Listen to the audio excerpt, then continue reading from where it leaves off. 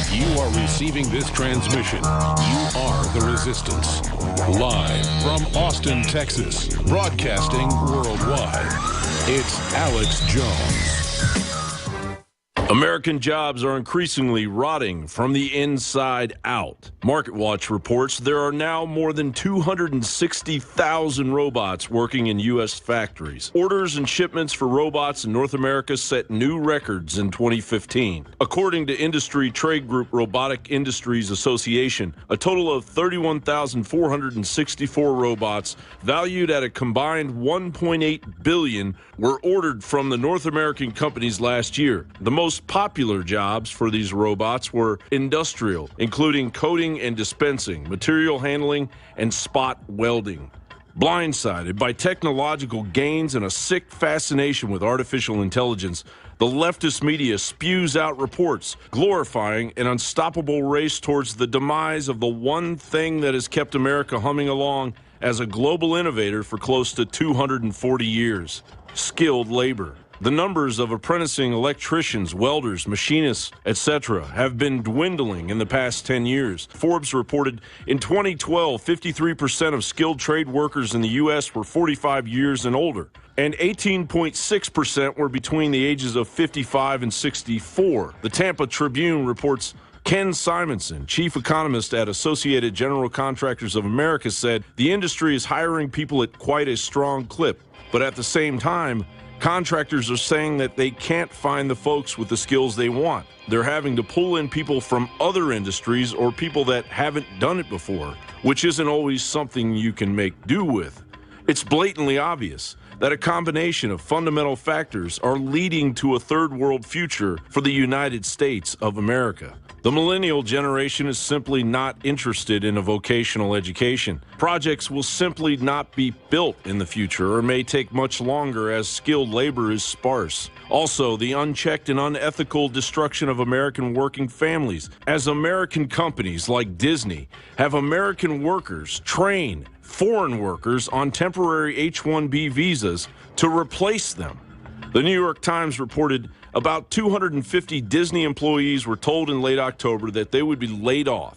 Many of their jobs were transferred to immigrants on temporary visas for highly skilled technical workers who were brought in by an outsourcing firm based in India. Over the next 3 months, some Disney employees were required to train their replacements to do the jobs they had lost.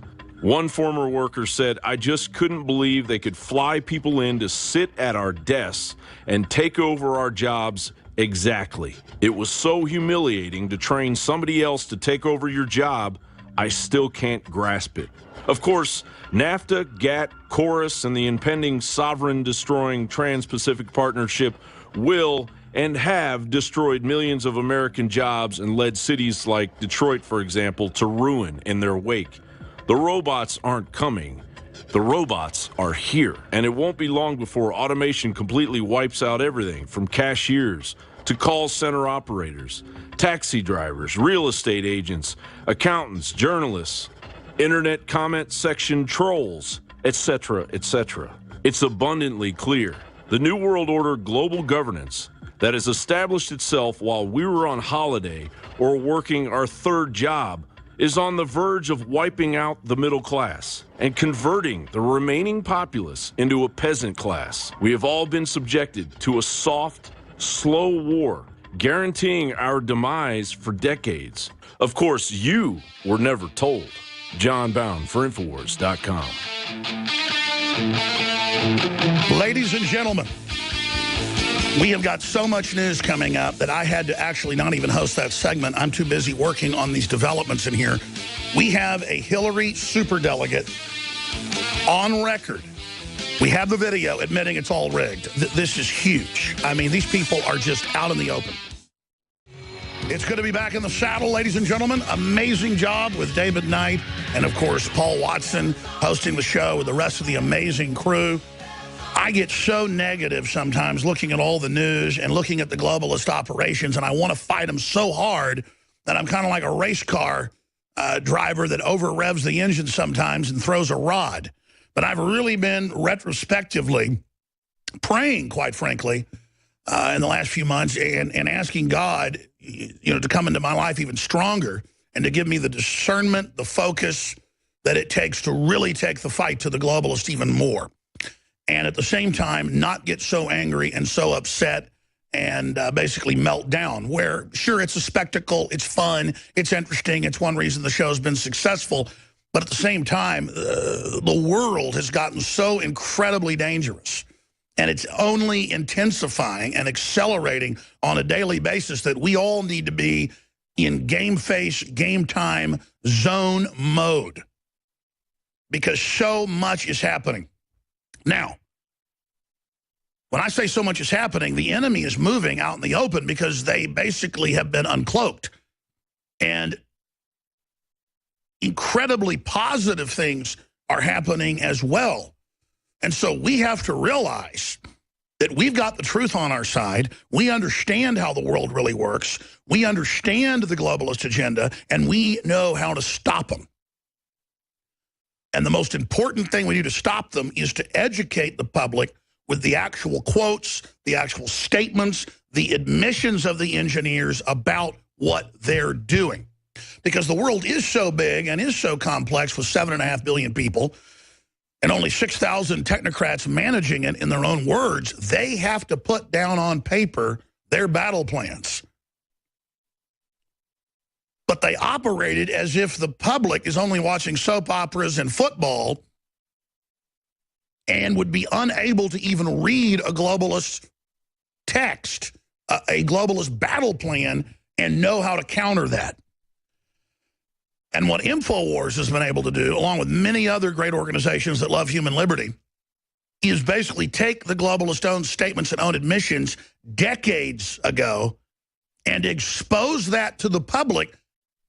Then the New World Order came in, countered us, said it wasn't true, said it wasn't happening, said we were liars, tried to censor us and countless others. Much of the public didn't believe us 10, 20 years ago, 30 years ago, 40 years ago, 50 years ago in the time of Barry Goldwater. But now it's so ingrained in culture what we've warned of, the Patriots. It's so part of the culture. It's so ingrained, and their attacks on us are so ingrained and stand as testaments, huge red flashing arrows pointing at everything that the Patriots have warned the people of the planet about, only illustrating how right we were. The countless books, the movies, the films, the sitcoms, the dramas, making fun of people that believe in shadowy cabals, making fun of people that talk about the imaginary Bilderberg group, making fun of people that claim one day the Pope will call for world government, making fun of people that claim there's a plan to bring in a one world government and a cashless society with total NSA spying, and Frankenfoods being forced on the public, and the state coming out and announcing your children belong to them. That'll never happen. Don't listen to these crazy people. And now it's all happening. And so the credibility of the liberty movement worldwide, people that just exposed this scientific tyranny being developed, is so incredibly strong now. Before I get into all the news, I want to be clear. InfoWars is the third wave in this. So when folks call in giving us credit, we are only a focal point, and one of the brightest focal points in the battle because of the time we came. We came right as it was being rolled out, where you couldn't deny it. Somebody like Senator Barry Goldwater in the 50s, U.S. Senator with classified briefings, with the Pentagon warning him, came out and said there is a multinational banking cartel owned by the Rothschilds, the Rockefellers, and others that wants to bring in a planetary technocratic dictatorship. These are quotes. You can pull them up. He wrote books on the subject, like No Apologies. And he said there is a plan to take over all religion, all family, all banking, all education, all industry. There's a plan to deindustrialize the West. There's a plan to collapse our borders. There's a plan to end all culture worldwide and bring in this plastic, phony system. You can go read his quotes. There's, again, voluminous numbers of them. Just type in Barry Goldwater quotes on world government, Barry Goldwater quotes on Trilateral Commission. And Americans listen to Barry Goldwater. They organized. People like Phyllis Schlafly and others. They battled. They fought hard. Pat Buchanan. Even Richard Nixon. To a certain extent, that's why they shot him down. Because he was really turning against them. And all these decades later now, it'd be somebody's uncle or somebody's grandma, or it'd be so many times I have prominent people come to me and they say, you know, my grandma or my grandfather would tell me all about the exact stuff you talk about when I was 6, 7 years old. And, you know, my parents would laugh at them and say, oh, they're just old, they're just kind of goofy. But now I realize Grandma was right. Grandma was listening to Barry Goldwater. Ron Paul was listening to Barry Goldwater. I was really thinking about the other day, who is the most prominent person at the beginning of the real resistance to the globalist who really did the most damage to them in a chain reaction? Because the 1950s and 60s are like 10 seconds ago in the scheme of time and space. Who detonated the real bombs on the globalist operation that only today are collapsing them in front of everyone? People like Barry Goldwater. The first wave. Ron Paul, the second wave, at the beginning of the second wave. Matt Drudge at the end of the second wave. Alex Jones at the beginning of the third wave. And the waves come faster as part of the singularity paradigm, as you have many singularities building towards a larger singularity, where now we've entered fourth, fifth wave. You'll start seeing sixth, seventh, eighth wave awakening. And instead of it taking 10, 20, 30 years for a new wave, they'll start coming every 3 years, every year, every month, every week, every day, every hour, until there's just total collapse of the enemy operation. That's why they're going to try to launch giant wars, arrest people, create giant distractions to make themselves the savior, to terrorize everyone into submitting to them up front.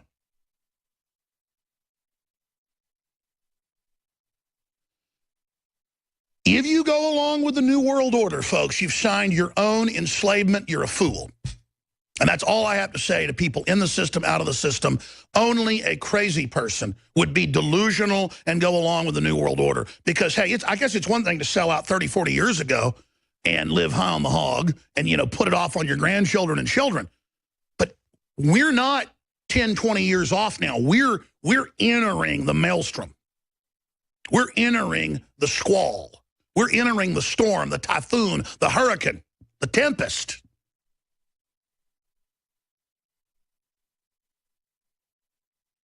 And so, prepare yourselves for legendary events.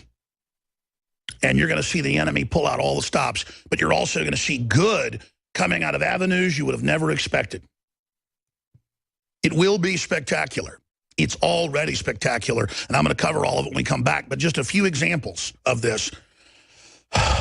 We'd talk about superdelegates in last elections. Even when elections were stolen, the public would read articles saying that's not true. Don't listen to the conspiracy theorists. Just like if they'd have an urban warfare drill and a helicopter crash in downtown Houston, killing a bunch of people, they just go on the news and say it doesn't exist when we had video of it. They play these mind games. But now, I turn on Fox News this morning and they're, can you believe it? Sanders won by 20 points against Clinton in New Hampshire, but will get 2 less delegates because she has almost all the superdelegates pledged to her. This is stealing the election. And it's not part of the Constitution. It's not part of our system.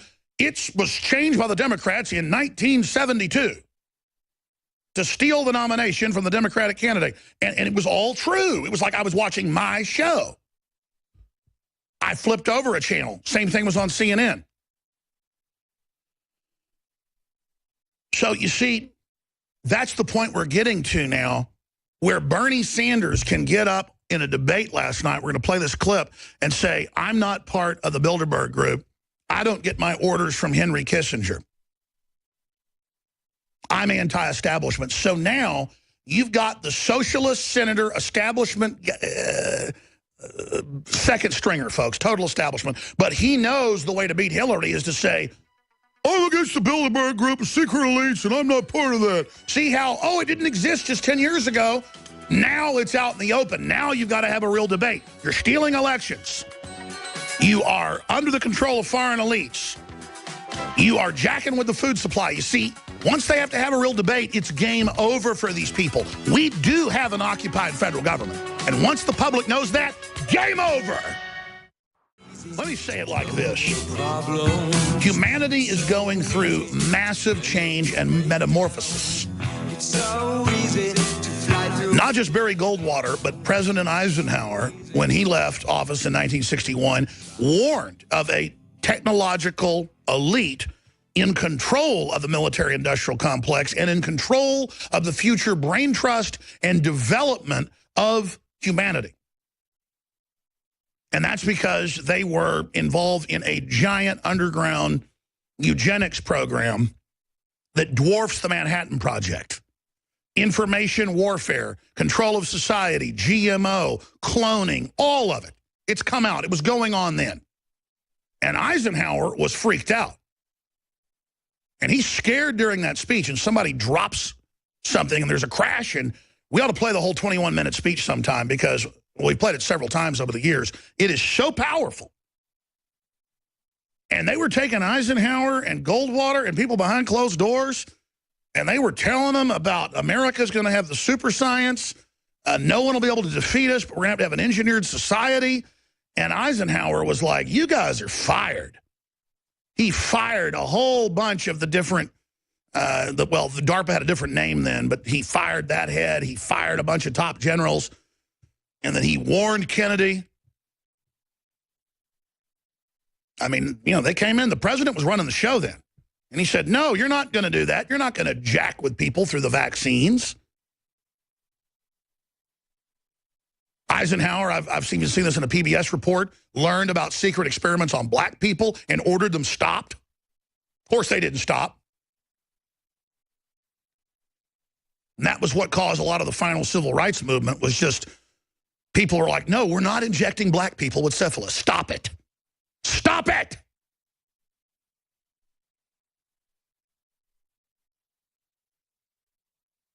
But it doesn't matter. Barry Goldwater and Eisenhower are gone. And Eisenhower wasn't perfect.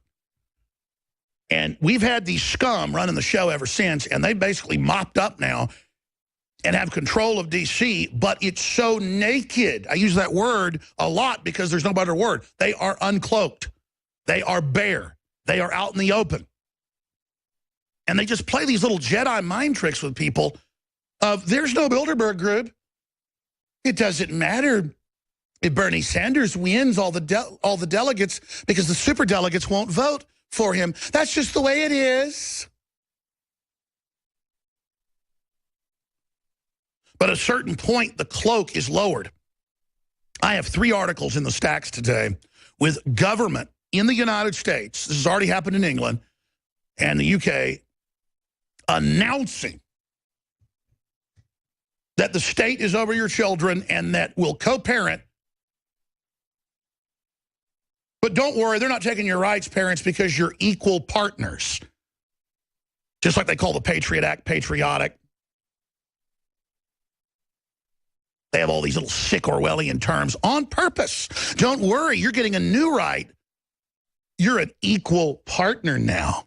That's the feds, nationwide under Obama, and under Obamacare and under the Department of Education, where you're going to get your CPS visit every year. And they're not just going to say, oh, your kids aren't hurt. They got plenty of food. We're leaving without warrants.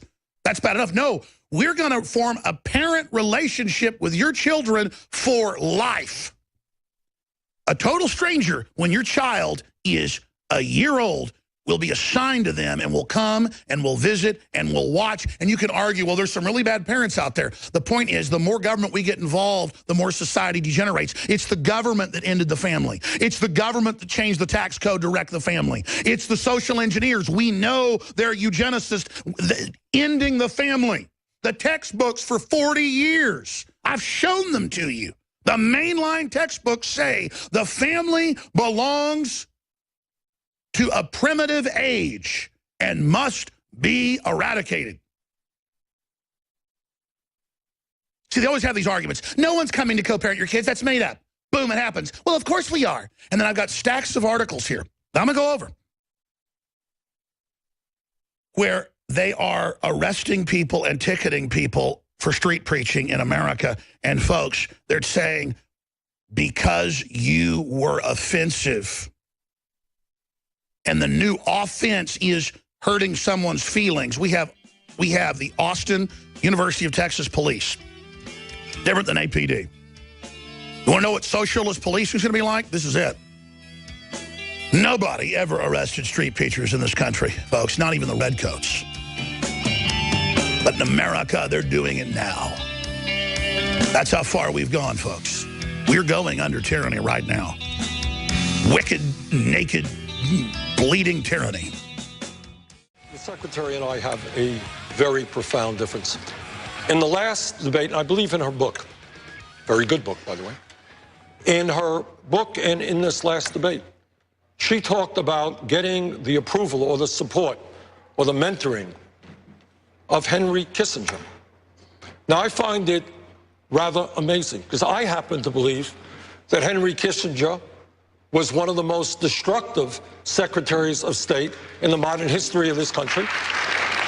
I am proud to say that Henry Kissinger is not my friend. I will not take advice from Henry Kissinger. And in fact, Kissinger's actions in Cambodia, when the United States bombed that country, overthrew Prince Sihanouk, created the instability for Pol Pot and the Khmer Rouge to come in, who then butchered some 3 million innocent people, one of the worst genocides in the history of the world. So count me in as somebody who will not be listening to Henry Kissinger. All right, so that's from the debate last night. All right. One more thing about iconography. If you're a radio listener, you can't see this, obviously, but I meant to make this point. Not even so much this debate, but the last Democrat debate, the one before that. She's wearing a gray outfit, a pink outfit. The new one is a yellow outfit, and it's canary yellow. And from the 1950s and 60s, the Communist Party women in China and Mao Zedong's wife wear the exact cut, the exact silk outfits. So, again, these are all messages to their people. Hey, I'm a commie. Just like with Obama, remember the artwork of his head turned to the side? The artwork with his head turned to the side is directly from the famous Stalinist, Leninist eras. And then when they have the artist on TV, they go, yes, I like the communist art, and I like collectivism, so that's why we show it as this. And then the White House chooses terms like lean forward and capture the future and all this that is directly out of the Communist Manifesto itself. And, of course, people make jokes out of it with their own posters. If you can find the real forward posters with Obama, I mean, that is with the same hand sign as V.I. Lenin. Now, let's go back to Sanders, though. The reason I get so angry at him is I know he's smart, and I followed him in the Senate for a decade. And I've seen him when they need a vote, one vote, to make sure the Fed doesn't get audited or to make sure there's a banker bailout or to make sure then he will vote for Wall Street, the corrupt elements of it. But when there's a whole bunch of votes short or whatever and his vote doesn't count, then he'll vote the right way. He is a calculating manipulator. And he knows exactly what he's doing. And, he wants to talk about the Khmer Rouge killing 30% of Cambodia. Yeah, that was a big Brzezinski, too, involved in that big time. But notice he points out the, quote, Republican, to always make it partisan. No, both parties. And it's horrible and it's wrong. But looking at Bernie Sanders, he knows full well what he's doing. Why does he talk about the 84 million killed by Mao Zedong? Why does he talk about the 20 to 30 million killed by Lenin? Same number by Stalin. I love how the so-called left talks about Hitler all day and how Hitler killed millions and millions and millions of people no one probably even knows. But they admit that Germany's population was 21 million less at the end of the war in 1945. Look it up. The Russians lost 20 million people, too. You never hear anything about the Russians or movies about all the dead Russians, do you? No.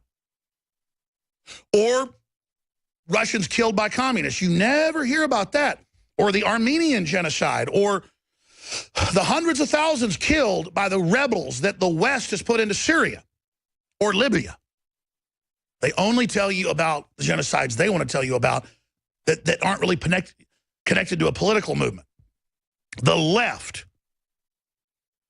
is the most murderous, killing organization in the world, and it has been since the French Revolution. And I've had top historians on, but you can go read the Encyclopedia Britannica. You can go get a book on the French Revolution, folks. It was the opposite of ours. That's why George Washington wrote against it. Jefferson, who was for it at first, turned against it.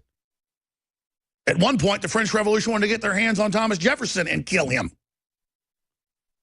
The Jacobins that led it were an occult organization, basically Satanist, and they wanted to overturn the family, break down all of society, and have a world of living hell. But they would claim it would be for the people, but it wouldn't be. So I should do a special report on the origins of communism so people understand what it is. There was revolution at the peak of the Renaissance in the 1750s and 60s and into the 70s. There was rebellion across England, across Europe, against the monarchs and against the church. And Adam Weishaupt at Ingolstadt University, who was a Jesuit, you can argue who infiltrated who, it's just a fact. Just like the new Pope wants open borders, except not at the Vatican. They have 200-foot walls, but he wants borders open here. He's going to come pray at our border because he's the good guy.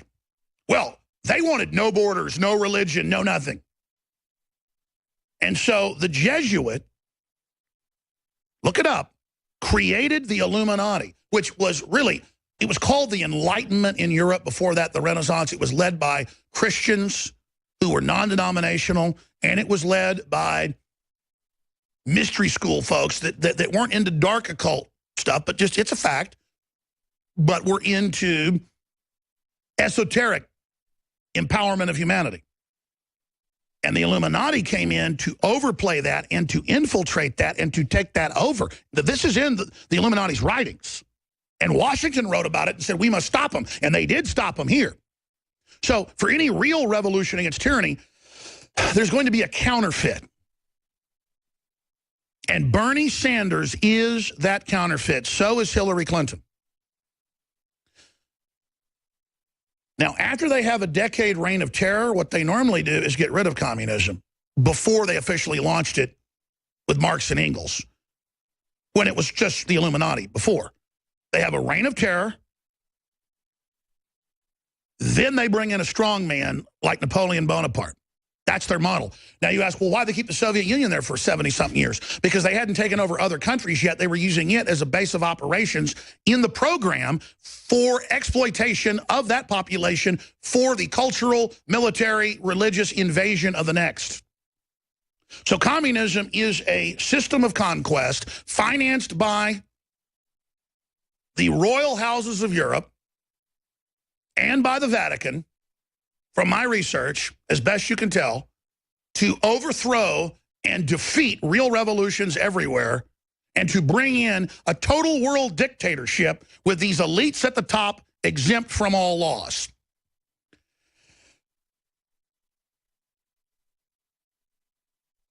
And I'm not saying this is a Catholic conspiracy or a Jewish conspiracy. It's a satanic conspiracy where it takes over the Vatican. It takes over the Rothschilds. It takes over the Jewish orders. It takes over the Protestant orders. It takes over the black groups, the white groups. This is how it controls, is getting into all the groups. I'm going to get more into this into the news, but this is a big, big deal. And we have a Hillary superdelegates. I think you were going to bring me on a sheet of paper on that, please. Thank you. We may have. I just don't see it here. Admitting, we're going to premiere this here in a moment, that it doesn't matter how people vote. she's got the superdelegates nationwide. She's going to be put into the nomination. It's going to happen. This is the arrogance. And then they argue that it's the Constitution. No, this didn't happen until 1972. This is the Democratic Party, again, that did this. Now, that said about strongmen, in their final communist takeover, they won't call it communism. It's globalism. And then they will put strongmen in after the takeover phase. And believe me, to all the little socials and stuff out there, you're not going to be getting anything free, you fools, under this system that really, if you had to call it anything, is fascist. And that's what the corporate branders have done. They have labeled Bernie Sanders socialist, Hillary progressive socialist, and you've got your two choices there when they're bought and paid for by the same interest. And yes, Bernie can say, I'm not bought and paid for on record by these groups, but his ideology comes directly out of them on record. And everything they do, you want to know what's happening? Study the French Revolution. Everything they did in the French Revolution is what they're doing now. Killing the fathers, breaking up the families, engaged in all manner of evil, enslaving people, banning words. I mean, these folks want to abolish reality. They want to play God. They want to trample and be trampled upon. A society that gets crueler and more wicked, to quote George Orwell, who was at the top of the Fabian Socialist, MI6, OSS before that, British secret police before that, came from an elite technocrat family, warning you. You want to know the future? It's a boot stomping on the human face forever. Going to Joe Biggs here for a moment. I appreciate him coming in here because part of this was his idea. He really helped popularize the Hillary for Prison shirt, unlike anyone else on our team. And I appreciate that. And the shirt basically sold out. There's a few sizes left, the original. So he said, you ought to make a new one because that was a limited edition. So it's totally different looking, totally different angle now. The other looks like an official election shirt till you read it closely. So folks want to get in a fight with you until they see it's a joke. And then they buy you a beer. It's happened to Biggs a couple times. But so I said, let's just do one as a joker then. Let's bring that back. What difference does it make?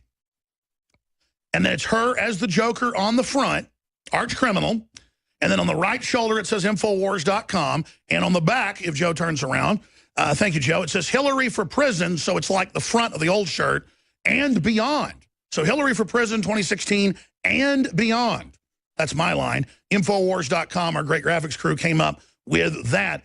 And so, again, if you get the shirts, it supports the broadcast, gets the truth out. And then you can go to these events, Hillary event, Trump events, whatever, and it really helps educate the public and really helps push this meme. This meme is now popping up all over the place. And I never take credit for stuff that isn't mine. I saw a few of these bumper stickers about a year ago, and then I saw one, about 6 months before he came out with the shirt, and I said, we've got to come up with something like that. So somebody else had the idea, but we've really popularized it and pushed it. You have popularized it. You have pushed it. Your purchase funds the broadcast. This is a limited edition. We are selling this shirt until the election. Okay, so you got, up until November, and then that's it, a limited edition. What difference does it make?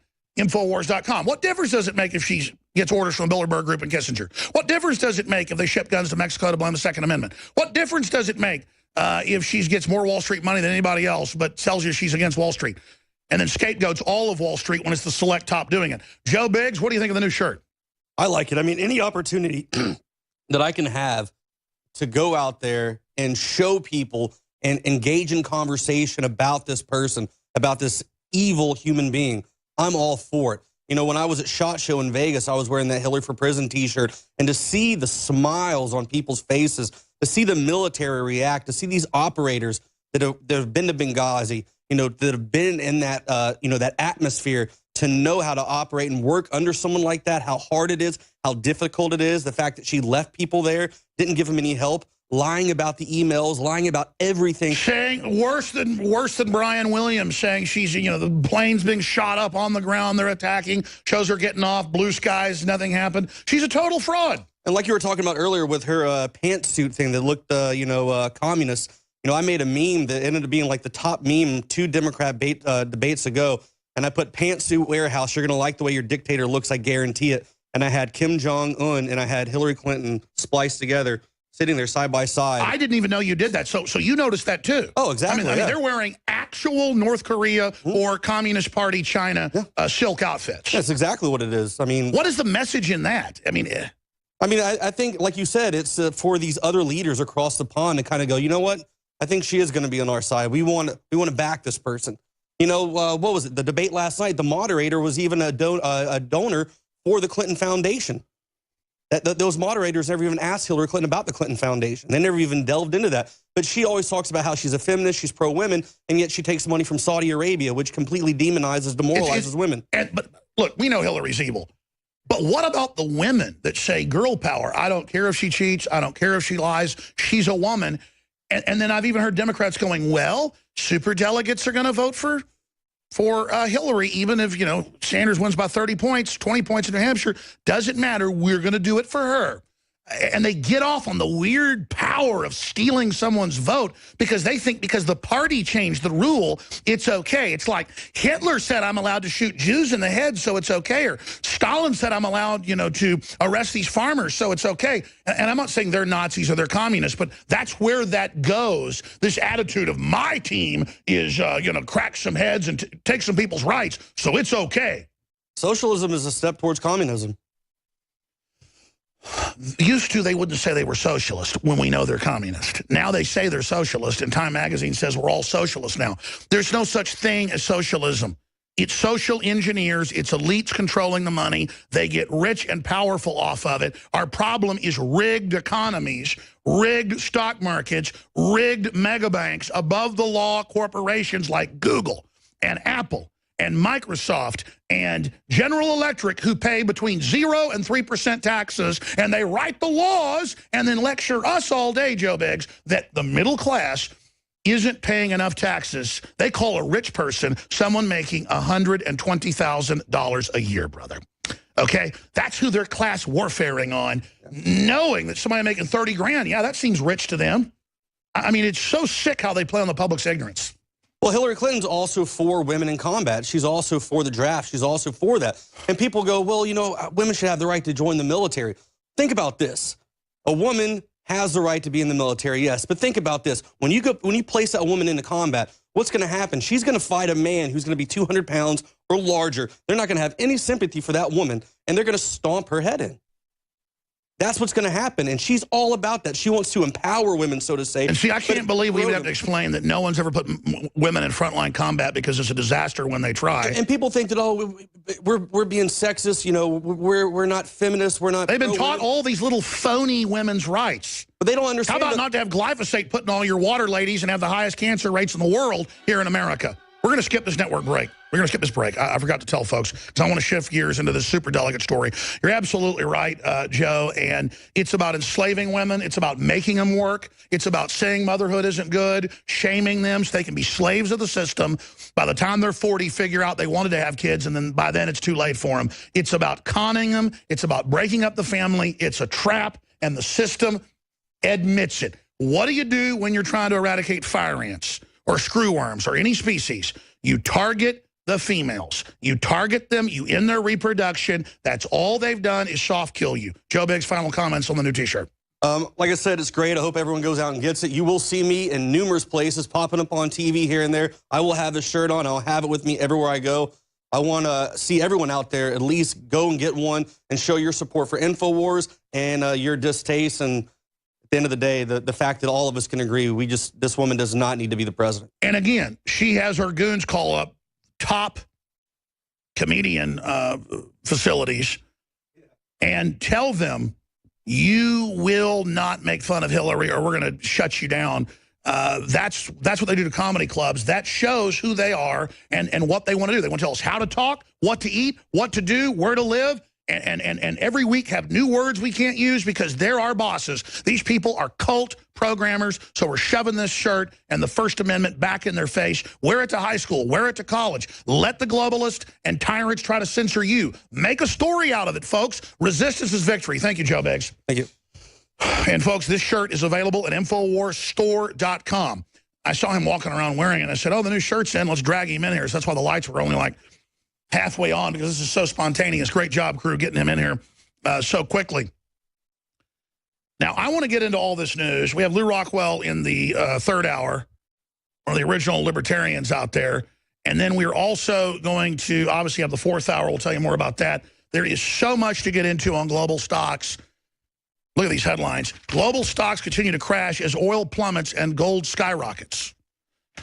We're going to be getting into that. We're going to get into the whole delegate process and the fact the public's scratching their head going, wait a minute, Sanders gets 20 points more than her in New Hampshire, but he then gets 2 less delegates? Well, yeah, and Hillary flips a coin 6 times, and it always comes up heads, so she won. Does anyone believe that? But in this case, they're not even denying it's a fraud. They go, yeah, we changed the rules, the Democratic Party did, for our party, and it's a club and you ain't in it, folks, even if you think you are, to where it doesn't matter. We will choose with superdelegates appointed by the party bosses. It's like the Communist Politburo in China, complete with her wearing a little silk outfit that Mao's wife wore at every debate. A pink one, a gray one, a yellow one. They're wearing communist silk outfits with Politburos that control everything, and Hillary doing nothing but making communist gestures and communist slogans. I mean, we are entering the twilight zone here. Now, Matt joins us, one of our incredible camera folks. He was obviously in New Hampshire with Richard Reeves covering all this, talked to a super delegate from California, Chico, California, while he was out there in New Hampshire. And we're going to premiere this video right now here for you. They've got hours of bombshell stuff. I mean, it's like that Jeb Bush thing was about to hit the cutting room floor where he's making fun of 9/11 victims. I mean, just sensational stuff that they have gotten. So great job to Matt and Richard. Matt, so much to talk about here. Tell us about this guy, Bob Valhallen, who wants to take Hillary, I guess, to Valhalla, where they all dance around little mousy tongue outfits. I mean, this is Twilight Zone on PCP. Describe this clip before we go to it. Yeah, well, I was with Richard Reeves. We were at the famous Red Arrow Diner where, you know, a lot of people will go to get food, but also talk about politics. Very open atmosphere, great place. And actually wound up running into a lot of InfoWars listeners. But wait a minute, so what if someone said cool. something that hurt someone's feelings? Is that allowed? Would the police arrest you like UT? Not there. No, actually, people are willing to get in some pretty heated arguments. So that was pretty cool. It was actually really refreshing. So, yeah, well, we wound up running into a superdelegate, Bob. If you guys want to know what a hipster looks like when they turn 70, that'd be this guy. And he is a Hillary fan. He is committed to Hillary. And he basically gave us the inside baseball as to how the superdelegates work in the Democratic Party.